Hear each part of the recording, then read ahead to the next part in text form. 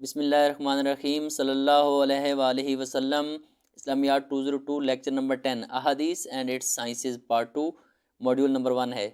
The compilation of हदीस in the prophet इरा। आप सल्लल्लाहु अलैहि वसल्लम के दौर में अहादीस को किस तरह कंपाइल किया गया, इकट्ठा किया गया। The compilation of hadith refers to the writing down and preserving the hadith of the prophet peace be upon him in book form.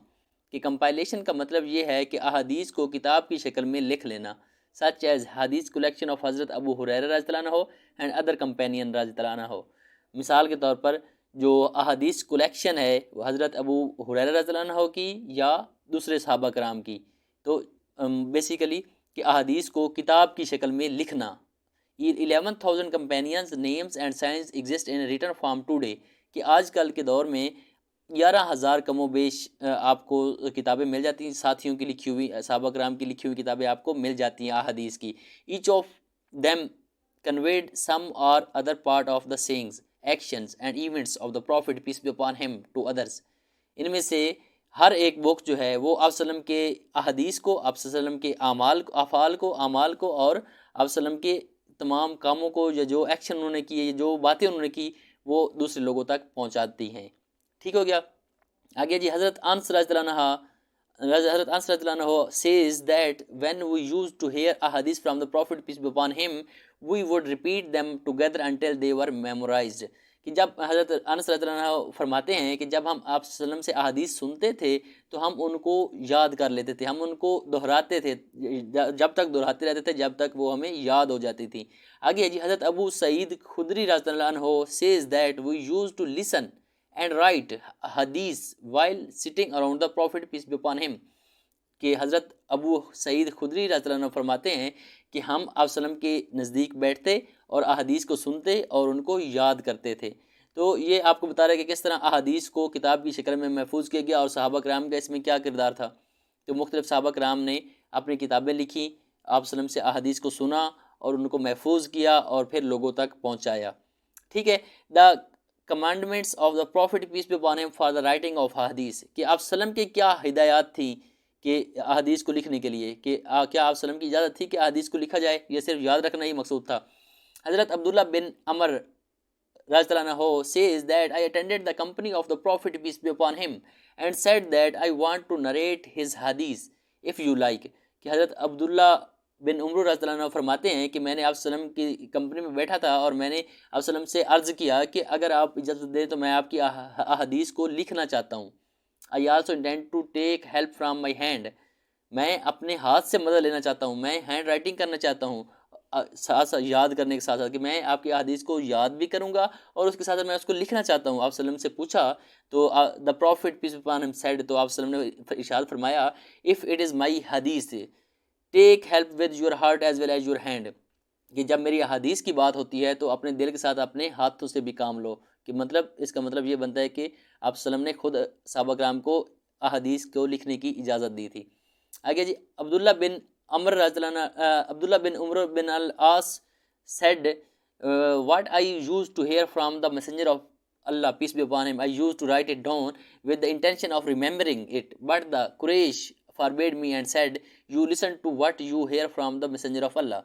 कि हज़रत अब्दुल्ला बिन उमर बिन आस फरमाते हैं कि मैं जब जो भी बात आप सल्लम से सुनता था मैं उसको लिख लेता था, लेके ताकि उसको मैं बाद में याद कर सकूं। लेकिन जो कुछ कुरैश थे उन्होंने मुझे ऐसा करने से मना किया, क्योंकि उनका क्या मानना था, although he is human being and sometimes utter something in anger.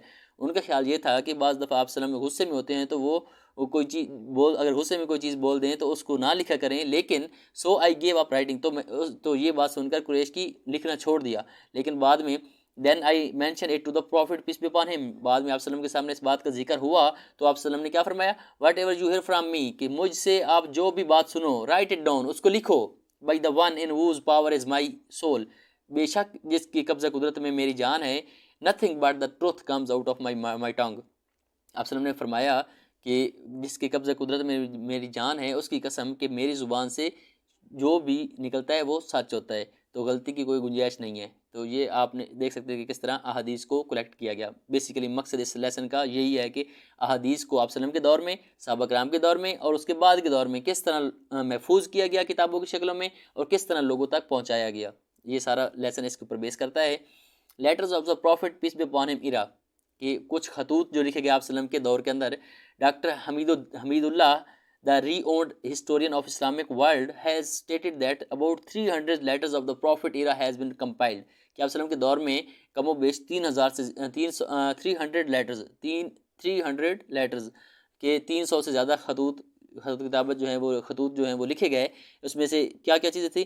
Preaching letters थे, कि जब आप किसी को इस्लाम की दावत देते थे जिसमें कैसर और किसरा का जिक्र हमें ख़ुसूसन तौर पर मिलता है, तो वो प्रीचिंग लेटर्स हमें देखने को मिलते हैं आप सल्लम के दौर में। उसके साथ letters to newly converted Muslim delegations, कि जो नए नए मुसलमान हुए थे डेलीगेशंस, उनके खतूत देखने को मिलते हैं। उसमें भी मुख्तलिफ लोगों का जिक्र आता है, आप इनको देख सकते हैं। तो ये मुख्तलिफ राइटिंग्स हैं जो आप सल्लम के दौर में लिखी गई। उसके बाद राइटिंग एग्रीमेंट्स, कि जब किसी दो ग्रोहों के दरमियान कोई मुआहदा होता था तो वो लिखा जाता था आप सल्लम के दौर में, वो भी हमें देखने को मिल जाता है। टाइटल डीड्स ऑफ स्टेट्स, कि जो मामलात होते हैं किसी भी स्टेट को चलाने के लिए, तो वो भी हमें मिल जाते हैं, उनके भी हमें रिटर्न फॉर्म मिलती है। उसके बाद ट्रस्टीज़, कि जो ट्रस्टीज़ होते हैं, अगर ये मुख्तलिफ इंडिविजुअल और फैमिलीज़ के दरमियान पीस हो जाए, अमन का मुआहदा हो जाए, तो वो भी हमें देखने को, अमन मुआहदा सुलह नाम में आप इसको कह सकते हैं, वो भी देखने को मिलते हैं। उसके बाद अफीडेविट्स, ये भी हमें देखने को मिल जाती हैं, कि वैल्यूएबल, जब भी आप कोई चीज़ खरीदते हैं तो उसकी जो रसीद होती है, तो वो रसीदें भी हमें मिल जाती है आप सल्लम के दौर से। तो ये वो सारी राइटिंग्स हैं जो कि हमें आप सल्लम के दौर से देखने को मिलती हैं। आगे है जी मॉड्यूल नंबर 2। मॉड्यूल नंबर 2 है जी कंपाइलेशन ऑफ हदीस इन कंपेनियन एरा। वो पहले बात कर रहा था कि आप सल्लम के दौर में अहदीस को किस तरह कंपाइल किया गया। आगे वो बात कर रहा है कि आप सल्लम के दौर के बाद जो सहाबा कराम का दौर था उनमें अहदीस को किस तरह कंपाइल किया गया, इकट्ठा किया गया। One of the companions from the Ansar made a complaint to the prophet peace be upon him that sometimes he forgot the hadith and he heard from him. एक दफ़ा एक अंसार आया, वो आप सल्लम की खिदमत में हाज़िर हुआ और उसने अर्ज़ की कि या रसूलल्लाह, आपसे जो हम हदीस सुनते हैं वो मैं बाज़ दफ़ा भूल जाता हूँ। He said he peace be upon him said, आप सल्लम ने इरशाद फरमाया, get help with your right hand, कि अपने देन जो आपका राइट हैंड है उससे मदद लो। इसका मतलब क्या था? He indicated to write hand with his own hand, कि आप सल्लम ने फरमाया कि अपने राइट हैंड से मदद लो। मतलब ये कि अपने जो भी हदीस सुनो उसको लिख लिया करो, दाएं हाथ से उसको लिख लिया करो, ताकि वो तुम्हें ना भूले। तो इससे भी ज़ाहिर होता है कि आप सल्लम ने हदीस को लिखने पे ऊपर जोर दिया। हज़रत Abdullah bin Amar bin अल-आस says I used to write down whatever I heard from the Prophet peace be upon him। हज़रत अब्दुल्ला बिन उमर बिन अल-आस फरमाते हैं कि मैं जो भी बात आप सल्लम से सुनता उसको मैं लिख लेता था। तो ये सारी सहाबा कराम ने किस तरह मुख्तलिफ हदीस को जमा किया आप सल्लम के दौर के बाद। हज़रत Abdullah bin Umar bin al-As has received complete permissions rather a command to write a hadith from the presence of the holy prophet peace be upon him, कि जो सहीफ़ा सादका होता है, ये जो अब्दुल्ला बिन उमर बिन आस थे उनको स्पेशल डायरेक्शन थी आप सल्लम की तरफ से, इजाज़त थी कि वो अहादीस को किताब की शक्ल में, सहीफ़ा की शक्ल में लिख सकते हैं। तो उनकी हमें कलेक्शन मिल जाती है देखने को। आगे है कलेक्शन ऑफ हदीस बाय हज़रत अबू हुरैरा। उसके बाद हज़रत अबू हुरैरा रज़ियल्लाहु अन्हु की हदीस की जो कलेक्शन है वो भी हमें देखने को मिलती है। हज़रत Abu Hurairah is at the top, सबसे ऊपर थे, among those who narrated the most hadith from prophet peace be upon him. हज़रत अबू हुरैरा वो पहले नंबर पे थे जिन्होंने सबसे ज़्यादा हदीस को रावी किया है या रिवायत किया है। 5374 5374 ahadith have been narrated from him. तो 5374 अहदीस को हज़रत अबू हुरैरा ने रिवायत किया। In Islamic jurisdiction 1500 out of 3000 ahadith related to ruling have been narrated by him. तो आप देख सकते हैं कि हज़रत अबू हुरैरा रज़ियल्लाहु अन्हु ने बहुत ज़्यादा अहदीस को रावी किया है या नरेट किया है। तो इनका ये हमें देखने को आगे भाई ये मुख्तलिफ सहीफ़े हैं। सहीफ़ा होता है अहदीस का मजमुआ जो कि मुख्तलिफ सहाबा कराम ने अपने अपने दौर में लिखा। इट्स ओरिजिनल टाइटल है सहीफ़ा सहिया। ये सहीफ़ा हमाम बिन मंबा रज़ियल्लाहु अन्हु, इन्होंने इनका सहीफ़ा हमें देखने को मिलता है। इन्होंने इन्होंने कितनी दिया रहा, टोटल ऑफ 138 हदीस, इन्होंने 138 हदीस को कंपाइल किया और इसका एक सहीफ़ा बनाया। तो वो भी हमें देखने को मिल जाता है। उसके बाद हज़रत हदीस ऑफ हज़रत अब्दुल्ला बिन अब्बास। उसके बाद हज़रत अब्दुल्ला बिन अब्बास रज़ियल्लाहु अन्हु की तरफ से हमें हदीस देखने को मिलती है जो उन्होंने रिवायत की। उनकी तादाद है 1660 हदीस है जो कि उन्होंने रिवायत की। उसके बाद हदीस ऑफ सईदा आयशा रज़ियल्लाहु अन्हा, सईदा आयशा रज़ियल्लाहु अन्हा की हदीस भी हमें देखने को मिल जाती हैं। इनमें से 2210 हदीस हैं जो हज़रत आयशा रज़ियल्लाहु अन्हा ने रिवायत फरमाई हैं। उनमें से आपको देखने को मिल जाती है जो 54 है वो सही बुखारी में मिल जाती है और 69 जो है वो सही मुस्लिम के अंदर पाई जाती हैं। तो आपने देख लेना है कि किस तरह मुख्तलिफ सहाबा कराम ने आप सल्लम के दौर के बाद मुख्तलिफ हदीस को उसके बाद हमें देखने को मिलता है कि नरेशन ऑफ हज़रत अब्दुल्ला बिन उमर रज़ियल्लाहु अन्हु इनका सहीफ़ा था, इसमें भी 2620 अहादीस थी। तो सहीफ़ा क्या होता है? इट्स ए सिंगुलर ये सहफ की सिंगुलर है और इसके लिटरल मीनिंग अरबिक के अंदर है किसी चीज़ को फैलाना, रिटन पेपर होना या मैगजीन स्मॉल बुक, ये एक छोटी बुक होती है जो कि मतलब ये मुख्तलिफ सहीफ़े थे जो कि मुख्तलिफ सहाबा किराम ने लिखे अपने अपने अदवार के अंदर ताकि अहादीस को महफूज किया जा सके। आगे सहीफ़ा हज़रत अबू बकर रज़ियल्लाहु अन्हु, सहीफ़ा हज़रत उमर फ़ारूक, हज़रत उस्मान रज़ियल्लाहु अन्हु और हज़रत अली रज़ियल्लाहु अन्हु, ये मुख्तलिफ सहाबा किराम थे जिन्होंने मुख्तलिफ सहीफ़े लिखे, किताबें लिखी छोटी छोटी अहादीस की, जिनके अंदर अहादीस को महफूज किया ताकि आप सल्लम की जो अहादीस हैं वो लोगों तक ट्रू स्पिरिट के अंदर पहुँच सकें। तो ये मुख्तलिफ सहाबा किराम ने अपने अपने दौर में ये काम किया था। आगे है जी मॉड्यूल नंबर 3, काइंड्स ऑफ हदीस बुक, कि हदीस बुक्स की जो किताबें हैं उनकी कितनी इकसाम है, कौन कौन सी इकसाम है। सही है एक है सही, एक है जामिया, एक है सनन और एक है मसनद, और एक है मसनद और अरबईन और जुज़। तो ये वो सारी ये मुख्तलिफ इकसाम हैं अहादीस की, जो बुक्स हैं उनकी ये इकसाम है। इसमें इनमें आपने डिफरेंस रखना है कि भाई सही के अंदर क्या कौन कौन सी अहादीस आती हैं, जामे के अंदर कौन कौन सी अहादीस आती हैं, सनन के अंदर कौन कौन सी अहादीस होती हैं। जो हाईलाइटेड पार्ट है इसको आपने एक दफ़ा देख लेना है। आगे है जी module number 4, introduction to the famous ahadith book, के जो मशहूर अहादीस की बुक्स हैं उनका तारुफ।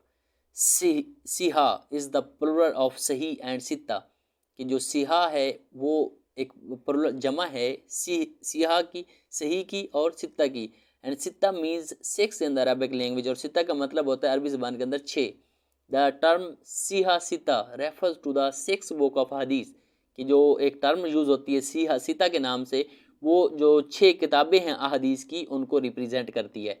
Which the scholars have collectively accepted, जो कि तमाम स्कॉलर्स ने इज्तमाही तौर पर उसको एक्सेप्ट किया है, उसको उस पर एग्री हुए हैं। These 6 books are as follows, और वो जो सिहा सित्ता की जो 6 किताबें हैं वो कौन कौन सी हैं।